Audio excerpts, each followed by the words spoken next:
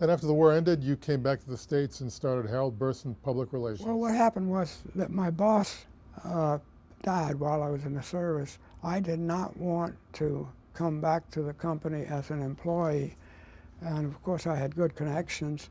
And the day the war ended, which was going to be a year before I came home, I wrote the CEO and said, I want to come back to the States and I want to start my own business and I want you to be my first client.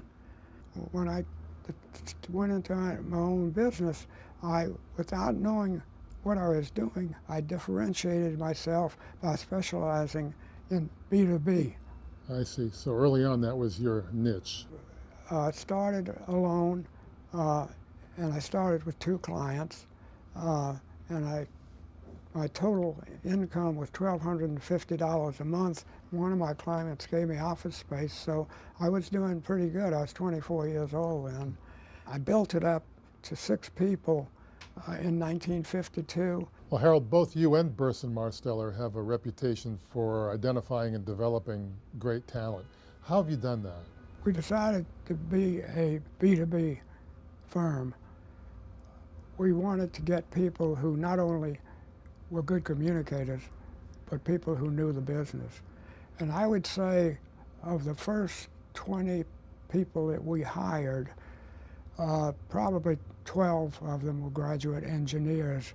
So when we went to talk to clients, we were able to bring people in who were very knowledgeable. Another aspect of it was we started our training program very early in the history of the company, as early as like 1960, 62, something like that. And we wanted to be one company around the world. And you actually developed your own talent. We were able to attract the talent because we were growing so fast, and we were able to promote people and recognize their talents. When you're static, your people get restless because there are not very many promotions, and they feel that they're wasting or losing time.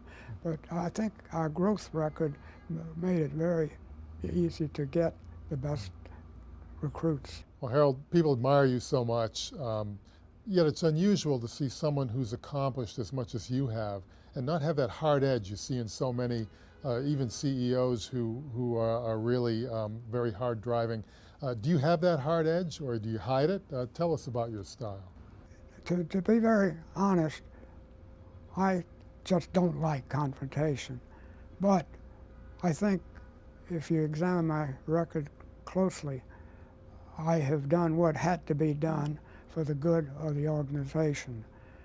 One of the other aspects of it is that I was fortunate to have 3 associates, Buck Buchwald, Jim Dowling, Bob Leaf, that I trusted implicitly. And Leaf was in charge of international, Buchwald and Dowling at various times the domestic. And I let them run the business. And I set the goals. And when something hadn't been done, my dealings were really with them, so it wasn't widespread among the organization. And I did it in a way that did not embarrass them.